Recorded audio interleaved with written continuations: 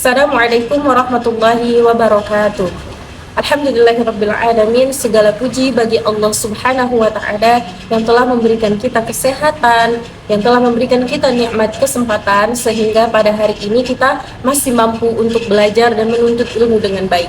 Kemudian salawat serta salam semoga selalu tercurah kepada baginda Nabi Muhammad SAW, kepada para sahabatnya, kepada keluarganya, kepada para sahabat, kemudian kepada seluruh umat muslim yang berada di dunia hingga akhir zaman.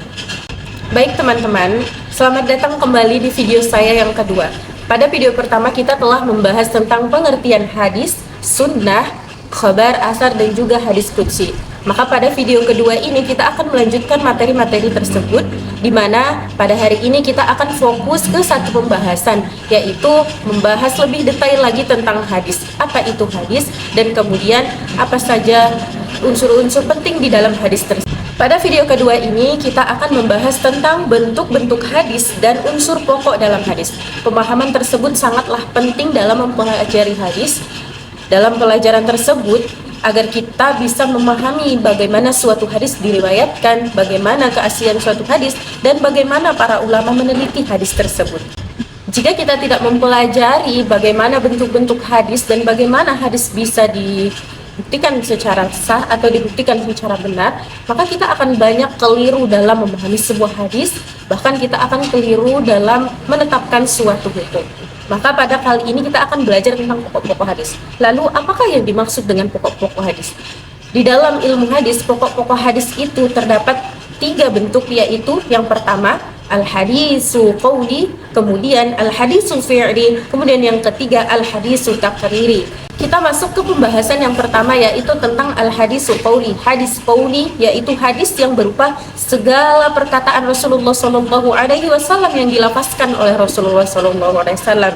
Sebagaimana ketika seseorang sahabat atau dimana ketika masa itu seseorang bingung dalam menetapkan hukum atau bertanya tentang hukum, atau bahkan ketika Rasulullah SAW melihat suatu kejadian, maka beliau mengeluarkan sebuah lafaz di mana lafaz ini mengandung suatu hukum atau mengandung suatu ketentuan, maka apapun yang keluar dari perkataan-perkataan beliau, maka itu disebut dengan hadis qauli, hadis yang sebuah perkataan yang terlafazkan oleh Nabi Muhammad SAW. Sebagaimana contoh hadis qauli adalah innamal a'malu binniyat, di mana yang artinya segala sesuatu pekerjaan itu tergantung dengan niatnya. Hadis tersebut cukup populer, di mana hadis tersebut yang diriwayatkan oleh Bukhari dan Muslim. Dan hadis tersebut juga menjadi pedoman bagi semua umat muslim di dunia, bahwasanya segala sesuatu pekerjaan itu tergantung kepada niatnya, tergantung bagaimana niatnya, dan kemudian ibadah-ibadah yang telah kita kerjakan, ibadah-ibadah yang akan kita kerjakan itu semuanya mengikuti kepada niat tersebut. Niat juga menjadi pembeda di antara ibadah-ibadah yang kita kerjakan. Ketika kita mengerjakan sholat sunnah dengan sholat wajib dengan jumlah rakaat yang sama, atau mungkin dengan tata cara sholat yang sama, akan tetapi yang membedakan daripada sholat tersebut adalah niat. Maka penting sekali bagi kita untuk mempelajari niat, untuk mengetahui hukum-hukum, untuk kita mengetahui sebagaimana sepenting apa niat di dalam setiap pekerjaan yang kita lakukan. Kemudian bentuk yang kedua setelah hadis qauli adalah juga yang disebut hadis fi'li. Hadis fi'li itu merupakan perbuatan atau pekerjaan atau kegiatan yang dilakukan oleh Rasulullah SAW. Jadi ada sebuah hadis riwayatkan bahwa Rasulullah SAW suatu hari pernah berkata, "Sholatlah sebagaimana kalian melihatku sholat." Maka di dalam hadis itu Rasulullah tidak menjelaskan secara lafaz bagaimana melakukan sholat, bagaimana mengerjakan sholat. Akan tetapi beliau menyuruh para sahabat untuk melihat sebagaimana Rasulullah SAW sholat. Nah, di dalam gerakan-gerakan sholat tersebut itulah yang ditiru oleh para sahabat, sehingga sampailah bagaimana gerakan-gerakan sholat itu, bagaimana tata cara sholat itu kepada kita hari ini. Dan kemudian juga ada suatu hadis di mana ketika itu Rasulullah SAW mengerjakan sholat tarawih sholat tarawih dengan beberapa rakaat di beberapa malam. Kemudian Rasulullah SAW tidak melafazkan secara lafaz bahwa hukum daripada sholat tarawih itu sunnah. Jadi beliau di malam berikutnya tidak datang ke masjid. Jadi di situ para sahabat menyimpulkan bahwa sholat tarawih secara berjamaah itu tidak wajib. Maka Rasulullah SAW melakukan itu gitu. Jadi yang dilihat oleh para sahabat adalah itu apa yang dikerjakan oleh Rasulullah SAW. Baik itu tentang ibadah, baik itu akhlak, bagaimana perbuatan beliau dalam kehidupan sehari-harinya. Kemudian yang keempat ada hadis takriri, di mana hadis takriri merupakan persetujuan Nabi Muhammad SAW. Sebagai contoh dari hadis takriri adalah pada suatu hari Rasulullah SAW melihat para sahabat memakan makanan yang terbuat dari dab. Kemudian di situ Rasulullah SAW tidak memakan makanan tersebut. Akan tetapi Rasulullah SAW juga tidak melarang para sahabat untuk memakannya. Beliau tidak memakan makanan tersebut hanya karena tidak terbiasa dengan makanan tersebut. Bukan berarti Rasulullah SAW melarang. Di mana ketika diamnya beliau itu menjadi sebuah persetujuan. Dan juga di dalam hadis takriri ini bukan hanya diamnya Rasul, akan tetapi juga berupa bentuk pujian Rasulullah SAW terhadap apa yang dikerjakan oleh para sahabat, di mana ketika para sahabat mengerjakan hal tersebut tanpa meminta persetujuan kepada Nabi Muhammad, tanpa bertanya terlebih dahulu kepada Nabi Muhammad, akan tetapi mereka mengerjakannya di depan Nabi Muhammad SAW, dan Nabi Muhammad diam atau bahkan memuji perlakuan tersebut. Maka diamnya beliau adalah sebuah tanda persetujuan atas yang dilakukan oleh para sahabat tersebut. Selanjutnya, selain kita mempelajari dan memahami bentuk-bentuk hadis, maka kita juga harus memahami unsur pokok daripada hadis. Di mana dalam Al-Quran, ketika kita belajar ulumul Quran, kita akan mengetahui bahwa Al-Quran itu terdiri dari mushaf, kemudian terdiri dari ayat, surah, huruf, bahkan ada yang disebut juga dengan halaman, juz, dan lain-lain. Nah, di dalam hadis juga ada unsur pokok hadis, di mana di dalam hadis ini terdapat 3 unsur pokok hadis. Yang pertama ada matan, kemudian yang kedua ada sanad, kemudian yang ketiga ada roma. Kita akan membahas tentang sanad. Apa itu sanad? Sanad adalah serangkaian orang-orang yang meriwayatkan hadis dari permulaan generasi hingga kepada Nabi Muhammad SAW, di mana orang-orang tersebut adalah orang-orang yang menyambungkan satu hadis menyambungkan dari orang ke orang hingga ke Rasulullah SAW.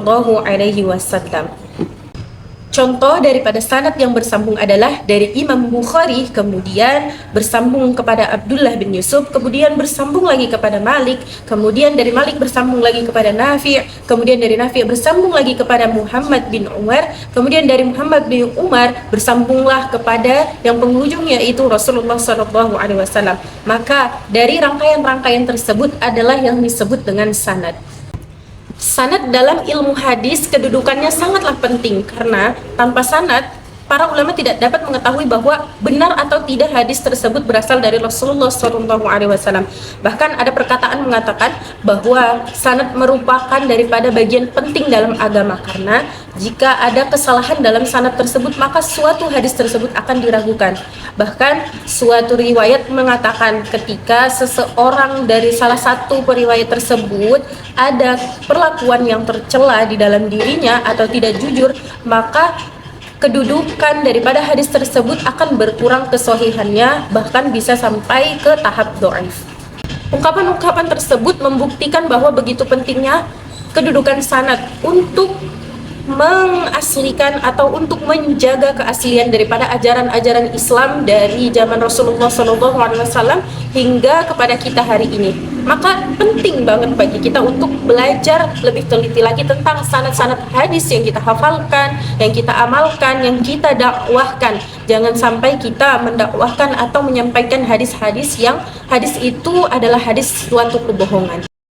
Kemudian yang kedua, unsur pokok yang kedua ada matan. Matan, apa itu matan? Matan itu adalah isi atau redaksi daripada hadis tersebut. Contohnya, innamal a'malu binniyat. Maka innamal a'malu binniyat itu adalah redaksi daripada suatu hadis. Dalam matan ini juga kita tidak bisa sembarangan. Para ulama bahkan meneliti daripada redaksi-redaksi hadis tersebut, apakah dari penyampaian hadis tersebut benar ataukah bertentangan dengan Al-Quran atau bertentangan dengan akal. Maka mereka meneliti hadis tersebut. Para ulama, para orang-orang ahli hadis meneliti setiap matan, setiap redaksi daripada hadis tersebut untuk melihat keaslian daripada hadis tersebut. Kemudian yang terakhir, yang ketiga ada rawi. Apa itu rawi? Rawi adalah satu orang yang meriwayatkan hadis tersebut. Maka ketika seseorang menyampaikan hadis tersebut, satu orang yang menyampaikan hadis tersebut di zaman setelah Rasulullah SAW wafat mungkin, atau ketika beliau masih hidup tapi beliau menyampaikan ke orang-orang bahwa beliau pernah mendengar hadis tersebut, maka itu yang disebut dengan rawi. Nah, orang yang langsung mendengar hadis tersebut atau orang yang meriwayatkan atau yang menyampaikan hadis tersebut, itu yang disebut dengan rawi. Maka para ulama juga meneliti rawi, tidak hanya mendengarkan saja gitu. Mereka meneliti apakah orang yang meriwayatkan hadis tersebut akhlaknya baik, adakah kelakuannya yang tercela. Maka para ulama tugasnya itu gitu. Jadi mereka meneliti perawi tersebut, apakah benar hadis yang dia sampaikan, apakah ada dari perbuatannya yang tercela gitu. Jadi ketika seseorang menyampaikan hadis tersebut, hadis yang dia dengar, maka itulah yang disebut dengan rawi. Daripada rawi tersebut, orang-orang yang banyak sekali meriwayatkan hadis itu daripada kalangan sahabat Nabi Muhammad SAW. Contohnya ada Aisyah, beliau meriwayatkan banyak sekali hadis tentang hukum karena beliau orang yang sangat cerdas dan juga berada di sisi Rasulullah SAW dengan sangat lama. Maka beliau juga termasuk orang yang banyak meriwayatkan hadis tentang hukum Islam.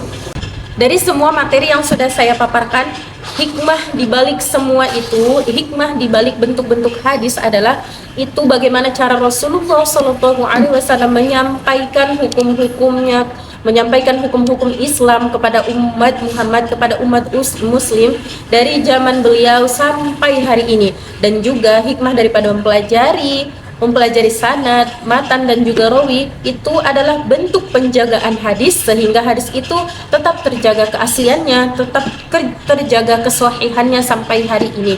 Maka dalam mempelajari bentuk-bentuk hadis dan juga unsur pokok hadis ini adalah suatu usaha untuk tetap menjaga hadis agar sampai kepada kita dengan benar. Jika Al-Quran dijaga dengan menghafalnya, menulisnya di zaman Utsman, maka hadis itu dijaga dengan kumpulan-kumpulan hadis oleh para ulama, di mana mereka meneliti hadis-hadis tersebut. Dan kita pada hari ini hanya tinggal menerima, tinggal menghafal, tinggal meneliti mana hadis yang bisa kita jadikan pedoman, yang bisa kita pelajari dan bisa kita sampaikan kepada orang banyak untuk menyambungkan dakwah daripada Rasulullah SAW.